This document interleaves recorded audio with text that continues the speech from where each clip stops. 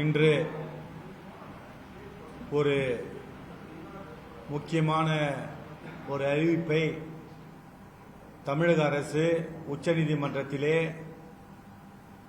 அண்ணன் ஆம்சாங் அவர்களுடைய கொலை வழக்கை சிபிஐக்கு உயர்நீதிமன்றம் உத்தரவிட்டதை எதிர்த்து பழைய திமுக அரசாங்கம் எதிர்த்து உச்சநீதிமன்றத்தில் அப்பீல் செய்திருந்ததை இனி உச்சநீதிமன்றத்தில் செய்த அப்பீலை நாங்கள் தொடர்வதில்லை, அதை திரும்ப பெற்றுக்கொண்டு சென்னை உயர்நீதிமன்றம் கொடுத்த சிபிஐக்கு மாற்றுதல் உத்தரவை செயல்படுத்துவோம் என்று மனு தாக்கல் செய்து இன்று மீண்டும் சிபிஐக்கு இந்த வழக்கு செல்ல வேண்டும் என்று தாவேகா அரசுடைய முதலமைச்சர் மாண்புமிகு திரு விஜய் அவர்கள் அறிவித்திருப்பது பகுஜன் சமாஜ் கட்சியையும் ஷெட்யூல் வகுப்பினரையும் மிகப்பெரிய ஒரு முக்கியத்துவம் வாய்ந்த ஒரு நிகழ்வாக இதை கருதுகின்றோம். ஏனென்றால் திராவிட முன்னேற்றக் கழக அரசிலே சிபிஐக்கு இந்த வழக்கை எடுத்து செல்ல வேண்டும் என்று சொன்னபொழுது ஒரு மூத்த அமைச்சர் அவர் சொன்னார், திரு துரைமுருகன் அவர்கள், சிபிஐக்கு இப்போது கேட்பதெல்லாம் பேஷன் ஆகிவிட்டது என்று கிண்டலடித்தார். ஆனால் உயர்நீதிமன்றம் சிபிஐக்கு மாற்றிய பிறகு அவர் எங்கள் வீட்டிலே இறப்பு நடந்து இருந்த பொழுது, இந்த அண்ணனுடைய மரணம் இருந்த பொழுது அவர் நையாண்டி செய்தார். அப்படிப்பட்ட ஒரு சூழ்நிலையிலே இந்த வழக்கு எங்களுடைய தேசிய தலைவர், மதிப்பிற்கும் மரியாதைக்குரிய எங்களுடைய பெஹன்ஜி இந்தியாவின் இரும்பு மங்கை அவர்கள் அண்ணனுடைய மரணத்திற்கு வரும்பொழுது, அந்த மரணத்திலே அவர் கலந்து கொண்ட பொழுது சொன்ன ஒரு வார்த்தை என்னவென்றால், இந்த திராவிட முன்னேற்ற கழக அரசிற்கு அண்ணன் ஆம்சாங் அவருடைய கொலையில் தொடர்பில்லை என்றால் இந்த வழக்கை சிபிஐக்கு ஒப்படைத்து விடுங்கள் என்று தெளிவாக சொன்னார். அப்படி தெளிவாக சொல்லும் பொழுது இந்த வழக்கை இவர்கள் சிபிஐக்கு ஒப்படைக்காமல் இந்த வழக்கை நாங்களே விசாரித்துக் கொள்கின்றோம் என்று சொல்லி இந்த வழக்கை சிபிஐயிலிருந்து நாங்கள் உயர்நீதிமன்றத்திலே உத்தரவு பெற்றும் திமுக அரசாங்கம் இந்த வழக்கை சிபிஐக்கு மாற்றக்கூடாது, நாங்களே திமுக அரசை விசாரித்துக் கொள்கின்றோம் என்று உச்சநீதிமன்றத்திலே ஒரு முறைக்கு 3 முறை அப்பீல் செய்தார்கள். 2 முறை இந்த வழக்கை தள்ளுபடி செய்தோம். 3வது முறை சிலரை அழைத்து வந்து இந்த வழக்கை கெடுக்கும் நோக்கில் ஒரு இடைக்கால தடை உத்தரவை முன்னாள் திமுக அரசாங்கம் இதை பெற்றது. கடந்த முறை இந்த வழக்கு விசாரணைக்கு வந்தபொழுது மாண்புமிகு நீதியரசர் திரு ஜே.கே. மகேஸ்வரி அவர்கள் இந்த வழக்கை படித்த பொழுது மிகவும் அதிர்ச்சியும் வேதனையும் அடைந்தேன். இப்படிப்பட்ட ஒரு வழக்கு, நான் இதை தொடர்ந்து இந்த வழக்கை நடத்தி அந்த வழக்கிலே ஒரு முடிவை சொல்ல வேண்டும் என்றாலும் அதற்கு முன்பு திராவிட முன்னேற்ற, அதாவது கடந்த ஆட்சி கால முறையில், அதாவது திமுக அரசாங்கம் இருந்த நேரத்தில் இந்த வழக்கை தாக்கல் செய்திருக்கின்றார்கள், அப்பீல் செய்திருக்கின்றார்கள். புதிதாக அரசாங்கம் வந்திருக்கின்றது. அந்த புதிதாக வந்திருக்கின்ற அரசாங்கங்களை அனைத்து தரப்பு வழக்கறிஞர்களும் கேட்டு நீங்கள் முடிவை சொல்லுங்கள், அவர்கள் இந்த வழக்கை மேல்முறையீட்டை வாபஸ் பெற்றுக்கொண்டால் உயர்நீதிமன்ற உத்தரவு செயல்பட்டு சிபிஐக்கு அது சென்றுவிடும் விசாரணை. அப்படி அவர்கள் வாபஸ் பெறுவதற்கான ஒரு நேர காலமும் நீங்கள் அனைத்து தரப்பு வழக்கறிஞர்களும் அவர்களுடைய முடிவை தெரிவித்து அவர்கள் என்ன என்று கேட்டு வாருங்கள் என்று இந்த நீதிமன்றத்துடைய விடுமுறை காலத்துக்கு முன்பு அந்த மாண்புமிகு நீதியரசர் அவர்கள் இந்த தகவலை சொல்லி அதை உத்தரவாகவே பிறப்பித்திருந்தார். இந்த சூழ்நிலையே தாவேகாவுடைய அரசாங்கம் மிகவும் கனிவுடன் இந்த வழக்கை பரிசீலனை செய்து எந்த காரணத்திற்காக திராவிட முன்னேற்ற கழகம் ஆட்சி இந்த வழக்கை சிபிஐக்கு எடுத்து செல்ல மறுக்கின்றது என்று பொதுமக்கள் அனைவரும் கேள்வி கேட்டனர். இந்தியா முழுவதும் அல்ல, தமிழ்நாடு மாநிலம் முழுவதும் போராட்டங்கள் நடைபெற்றன. இந்திய மாநிலங்களே தலைநகர் உள்பட டெல்லி உள்பட பல இடங்களிலே போராட்டங்கள் நடைபெற்றன. அமெரிக்க ஐக்கிய நாடுகளிலும் மற்றும் லண்டனிலும் மலேசியா சிங்கப்பூரிலும் ஆப்பிரிக்க நாடுகளிலும் கூட அண்ணன் ஆம்ஸ்ட்ராங் அவர்களுடைய கொலைக்கு நீதி கேட்டு குரல் எழுந்தன. ஒரு கட்டத்திலே ஐநா சபையிலுமே அண்ணனுடைய கொலைக்கு நீதி கேட்டு குரல் எழுப்பப்பட்டது. அப்படிப்பட்ட ஒரு ஐநா சபையிலும் வரையும் குரல் எழுப்பப்பட்டும் தமிழக திமுக அரசாங்கம் செவி சாய்க்காமல் இந்த வழக்கை நாங்களே விசாரித்துக் கொள்ளுகின்றோம் என்று சொன்ன பொழுது அந்த வழக்கை தற்பொழுது நம்முடைய மாண்புமிகு முதலமைச்சர் விஜய் அவர்கள் இந்த வழக்கை சிபிஐக்கு மாற்றி உத்தரவிட்டிருப்பது பொதுமக்களிடையும், அதாவது பட்டியலின மக்களிடம் மட்டுமல்லாமல் அனைத்து தரப்பு பொதுமக்களிடம் அண்ணன் ஆம்ஸ்ட்ராங் அவர்களுக்கு நீதி வேண்டும் என்று சொன்ன அனைத்து தரப்பு மக்களுக்கும் ஒரு நீதியை வழங்கி அங்கு உச்சநீதிமன்றத்திலே திமுக அரசாங்கம் தாக்கல் செய்த மனுவை வாபஸ் பெற்று இன்று தமிழக முதல்வர் அவர்கள் உத்தரவிட்டிருக்கின்றார். அப்படிப்பட்ட ஒரு உத்தரவை பகுஜன் சமாஜ் கட்சியின் சார்பாக வருக வருக என்ற எங்களுடைய மனமார்ந்த நன்றியை தெரிவித்துக் கொள்கின்றோம். இந்த தமிழக மக்களின் சார்பாகவும் பகுஜன் சமாஜ் கட்சியின் சார்பாகவும் அனைத்து அண்ணன் மீது பாசம் கொண்ட பற்று கொண்ட அண்ணனுக்கு நீதியை எதிர்பார்த்த அனைத்து தரப்பினர் சார்பாகவும் அவருக்கு சார்பாக இவருக்கு நீதி வேண்டும் என்று குரல் எழுப்பிய அனைவரின் சார்பாகவும் இந்த விசாரணையை தமிழக அரசு உத்தரவிட்டது எங்களுடைய சார்பாகவும் அனைத்து மக்களின் சார்பாகவும் நன்றியை தெரிவித்துக் கொள்கின்றோம். இந்த வழக்கு கடந்து வந்த பாதை என்பது அன்று அண்ணன் படுகொலை செய்யப்பட்ட பொழுது அந்த படுகொலை செய்யப்பட்ட பொழுது ஒரு 8 நபர்கள் தான் இந்த வழக்கில் சம்பந்தப்பட்டிருக்கின்றார்கள் என்று சொன்னார்கள். அதன் பிறகு 3 நாள் கழித்து 3 நபர்கள் மீண்டும் அவர்கள் கைது செய்யப்பட்டார்கள். ஆனால் 22 ஜூலை 2024 அன்று நான் இந்த பொறுப்பிற்கு வந்த உடனே அறிவித்த செய்தி என்னவென்றால் இந்த வழக்கு மிகப்பெரிய ஒரு அரசியல் பின்னணியில் நடந்த மிகப்பெரிய அரசியல் படுகொலை. இது ரவுடிகளுக்கு நடந்த மோதல் கிடையாது, இதில் அரசியல் முக்கிய புள்ளிகள் சம்பந்தப்பட்டிருக்கின்றார்கள் என்று அந்த தகவலை வெளிப்படையாக சொன்னபொழுதுதான் 27 அக்யூஸ்டுகள் வரை அரசு செய்தார்கள். அதன் பிறகு இவர்கள் விசாரணையின் பார்வையில் பார்த்தீர்கள் என்றால் முக்கியமான அரசியல் புள்ளிகள், முக்கிய அமைச்சர்கள், திமுக அமைச்சர்கள், இதில் 2 திமுக அமைச்சர்கள், திருவள்ளூர் மாவட்டத்தை சேர்ந்தவரும் சென்னை மாவட்டத்தை சேர்ந்த ஒரு அமைச்சரும் இதில் முக்கியமாக உடந்தையாக இருந்திருக்கின்றார்கள் என்று பொதுமக்களிடம் இருந்து பலத்த குரல் எழுந்தன. அப்படி பார்த்தீர்கள் என்றால் சில அந்த கொலையில் ஈடுபட்ட நபர்கள் அந்த அமைச்சர்களுடன் நெருக்கமாக இருந்த புகைப்படங்கள் வெளியான பொழுது அந்த தமிழகமே வியந்து பார்த்தது. அப்போது ஒரு ஆளுங்கட்சியான திமுக அரசாங்கம் ஒரு மிகப்பெரிய வளர்ந்த ஒரு தலித் தலைவரை, அதாவது ஒரு தேசிய கட்சியுடைய மாநில தலைவரை அவருடைய வீட்டு வாசலிலே ஒரு முதலமைச்சருடைய தொகுதி, முன்னாள் முதலமைச்சர் திரு மு.க. ஸ்டாலின் அவருடைய தொகுதியிலே வீட்டு வாசலிலே படுகொலை செய்யப்படுகின்றார் என்றால் இந்த சட்டம் ஒழுங்கு திமுக ஆட்சியிலே சந்து சிரித்ததற்கு அண்ணன் ஆம்ஸ்ட்ராங் அவர்களுடைய படுகொலை அனைத்து எதிர்கட்சிகளும் எடுத்து தேர்தலிலே பேசின.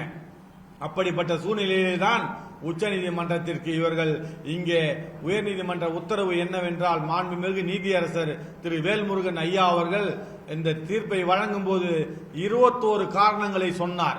அந்த 21 காரணங்களுக்காக இந்த வழக்கை நாங்கள் சிபிஐக்கு மாற்றுகிறோம் என்று சொன்னார். அந்த 21 காரணங்களிலே ஒரு சாதாரண ஒரு குடிமகன் கொலை செய்யப்பட்டால் கூட அவருக்கு நடக்கின்ற ஒரு விசாரணை கூட இந்த ஒரு தேசிய கட்சியுடைய மாநில தலைவருக்கு அந்த அடிப்படை விசாரணை கூட நடத்தி இந்த வழக்கை நடத்தவில்லை என்பதை ஒரு முக்கிய காரணமாக சொன்னார்.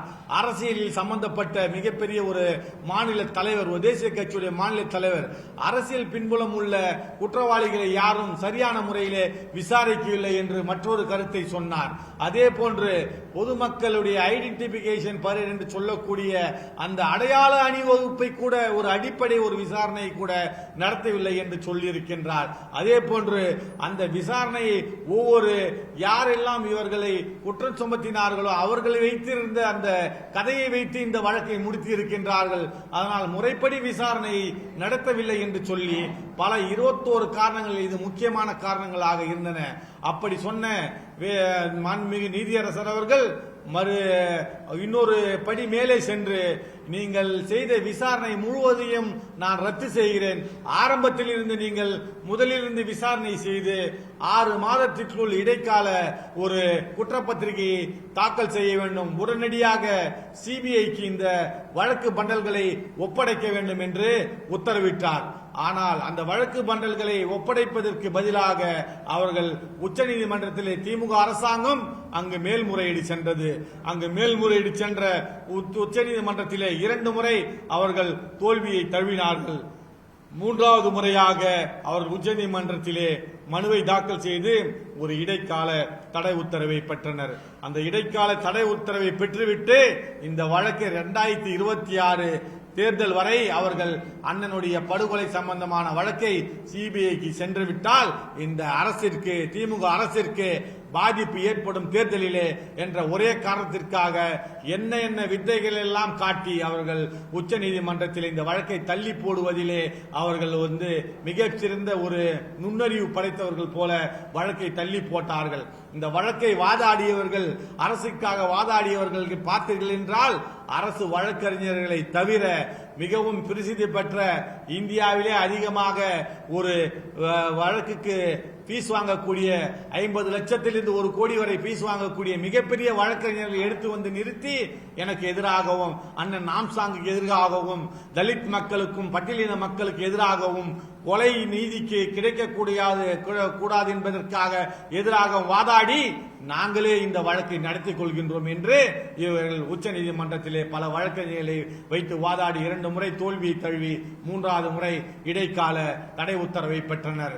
அது மட்டுமல்லாமல் ஒரு விஷயத்தை சொல்லிக் கொள்ள விரும்புகின்றேன். கடந்த முறை அஜித்குமார் என்ற ஒரு இளைஞர் காவல்துறையினரால் அங்கு அடித்துக் கொல்லப்பட்டார் என்று ஒரு புகார் எழுந்த பொழுது அந்த வழக்கை முன்னாள் முதலமைச்சர் திரு மு க ஸ்டாலின் அவர்கள் உடனடியாக அந்த குடும்பத்திற்கு, காவல்துறை அந்த குடும்பத்திற்கு முதலமைச்சர் போன் செய்து இனி அந்த வழக்கு நடந்ததற்கு நான் தார்மீகமாக வருத்தம் தெரிவித்துக் கொள்கிறேன், இந்த வழக்கை சிபிஐ எடுத்து விசாரிக்கட்டும் என்று மாற்றினார்.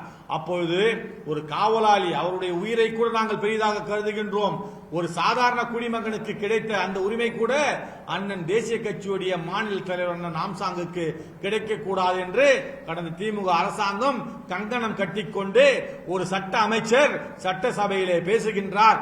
ரவுடிகள் கொலைகளுக்கெல்லாம் நாங்கள் சிபிஐக்கு விசாரணைக்கு மாற்ற வேண்டிய அவசியம் இல்லை என்று ரகுபதி என்ற சட்ட அமைச்சர் பேசினார். இவர்களுக்கெல்லாம் எள்ளி நகையாடிய இவர்களுக்கெல்லாம் ஒரு பாடம் புகட்ட வேண்டும் என்பதற்காகத்தான் உயர்நீதிமன்றம் அதை சிபிஐக்கு அதை உத்தரவிட்டது. அதையும் மீறி அரசு பணத்தை மிக விரயம் செய்து பல கோடிகள் செலவு செய்து இந்த திமுக அரசாங்கமானது இடைக்கால தடை உத்தரவை பெற்று அதை காலதாமதத்தை படுத்தி தேர்தல் வரை இந்த வழக்கை தள்ளி வைத்துக் கொண்டே வந்தது. இவர்கள் அரசும் வீழ்ந்தது.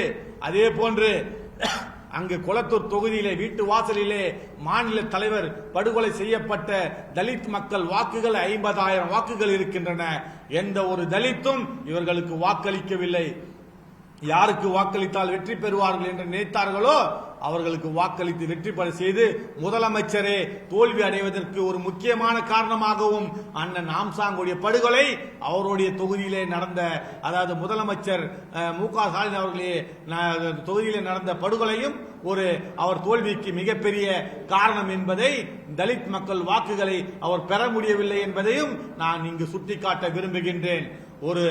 இந்த முதலமைச்சர் அதாவது அண்ணல் அம்பேத்கர் அவர்கள் கண்ட கனவை நிறைவேற்றுகிறேன் என்று சட்டசபையிலே பேசி அந்த பேசிய வார்த்தைகள் 8 அமைச்சர்களுக்கு, 8 பட்டியலின அமைச்சர்களுக்கு அங்கு சட்டசபையிலே இடம் ஒதுக்கி அமைச்சராக்கி அழகு பார்த்திருக்கின்றார்.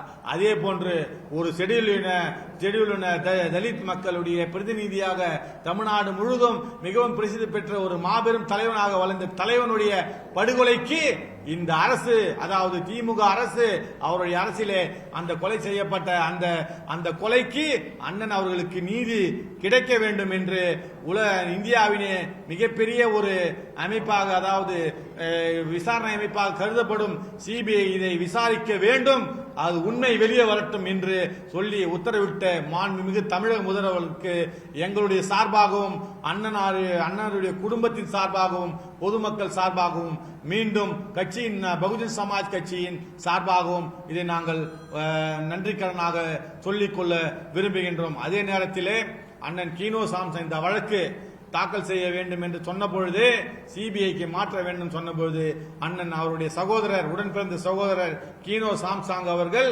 சிபிஐக்கு மாற்ற வேண்டும் என்று மனு செய்த பொழுது, அந்த வழக்கிலே விசாரணை நடைபெற்று இருந்து கொள்ளும் பொழுது அந்த விசாரணை தடை செய்வதற்கு பல்வேறு விதங்களிலே திமுக அரசு இடையூறு செய்து பலரை அதில் இடைச்சொருகள் மனுகளாக போட்டு இந்த வழக்கை நடத்தவிடக்கூடாது என்பதற்காக 27 அக்யூஸ்டுகளை சேர்த்தெல்லாம் வழக்கை மனு செய்ய வைத்தது இந்த திமுக அரசாங்கம்.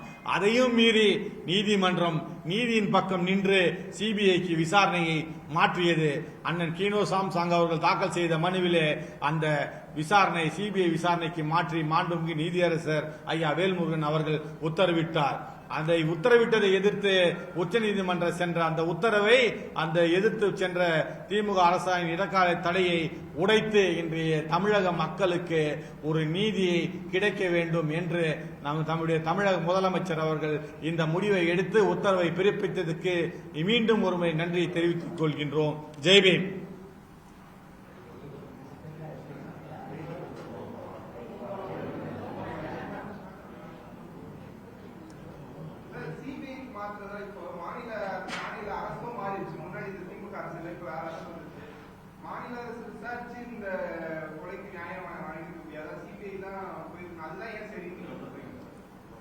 ஏற்கனவே விசாரணை நடத்தின பொழுது விசாரணையுடைய குளறுபடிகள் 21 காரணங்களை சொல்லிதான் உயர்நீதிமன்றமே சிபிஐக்கு மாற்றியது.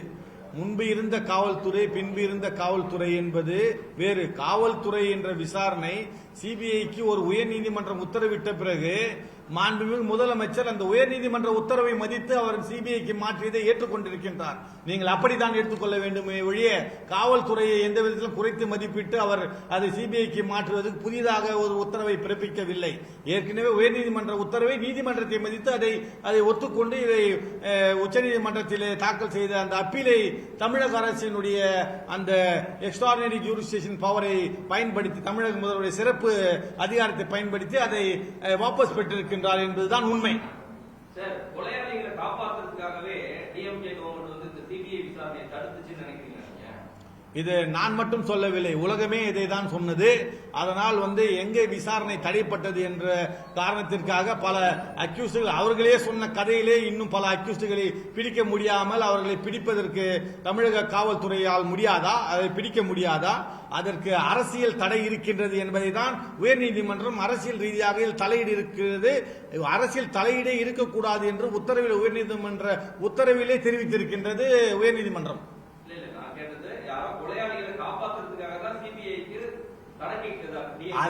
அதைத்தான் நீதிமன்றம் தெளிவாக இதில் அரசியல் தலையீடு இருந்திருக்கின்றது.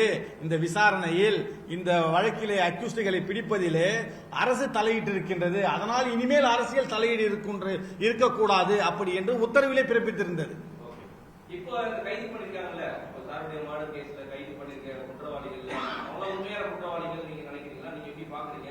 இவ்வளவு பேர் அரெஸ்ட் பண்ணிருக்கிறதுலாம், அதாவது ரயில் செல்லும் போது கறி இறைந்து விழுந்து கிடக்கின்ற கரியை பொறுக்கியவர்கள் எல்லாம் கைது செய்திருக்கின்றார்கள் என்பதுதான் பொதுமக்களுடைய கருத்தும் எங்களுடைய கருத்தும். முக்கியமான குற்றவாளிகள், முக்கியமான சம்பந்தப்பட்டவர்கள், சதி தீட்டியவர்கள், பின்பிருந்து பணபலத்திலே உதவி செய்தவர்கள், கான்ஸ்பிரசி செய்தவர்கள், முக்கிய அரசியல் பொறுப்பில் உள்ளவர்கள் யாரும் கைது செய்யப்படவில்லை என்பதுதான் எங்களுடைய கருத்து. இந்த வழக்குல குறிப்பா கடந்த ஆட்சியில் அமைச்சராக இருந்த 2 அமைச்சர்கள் தொடர்பு இருக்கு அப்படின்ற மாதிரி சொல்லிருக்கீங்க. யார் அந்த அமைச்சர்கள்? சிபிஐ கிட்ட அவர்கள் குறித்தான தகவல்கள் தான் பகுஜன் சமாஜ் சார்பா கொடுக்கப்படுமா, இல்ல வழக்கு தொடர்ந்த கீனோ சார்பா கொடுக்கப்படுமா?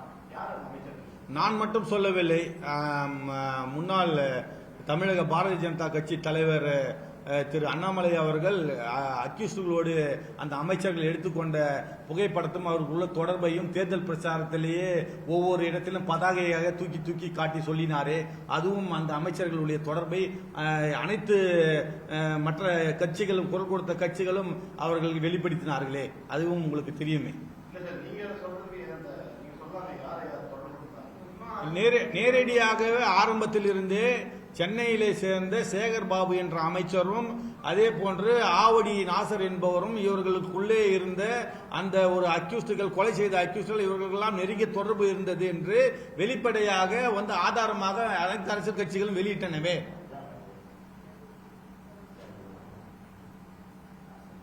சிபிஐ விசாரணையில இவங்கெல்லாம் வந்து கன்க்ளூட் ஆகாம நினைக்கிறீங்களா? நீங்க உங்களுடைய பார்வை எப்படி பாருங்க? சிபிஐ விசாரணை இன்னைக்கு ஸ்டார்ட் ஆயிடுச்சு. இது அவங்க வந்து ஆகுவாங்களா மாட்டாங்களா அப்படின்றதுல யாரெல்லாம் வந்து சந்தேகத்தின் வலயத்தில் இருக்கின்றார்களோ அனைவரும் விசாரணை செய்து அரசியல் முக்கிய புள்ளிகளும் இதில் இடம்பெற்றவர்களும் இந்த அண்ணனுக்கு நீதி கிடைக்க வேண்டும். யாரும் இதிலே வந்து தப்பிவிடக்கூடாது, செல்போனுக்கு சார்ஜர் போட்டு கொடுத்தவர்கள் கூட தப்பிவிடக்கூடாது என்ற, அதாவது இந்த கான்ஸ்பிரசிக்கு உதவுவதற்கு, இந்த குற்ற செயலில் ஈடுபடுவது, இந்த கொலை நடப்பதற்கு அவர்கள் செல்போனுக்கு சார்ஜ் போட்டு கொடுத்து அண்ணன் இங்கே வருகின்றார் என்ற தகவல் சொன்னவர்கள் உட்பட அனைவரும் இதில் தண்டிக்கப்பட வேண்டும் என்பதுதான் பகுஜன் சமாஜ் கட்சியின் தனிப்பட்ட முறையிலும் சரி, குடும்பத்தாரின் சார்பாகவும் சரி, பொதுமக்கள் சார்பாகவும் சரி இந்த கோரிக்கை தான் உள்ளது.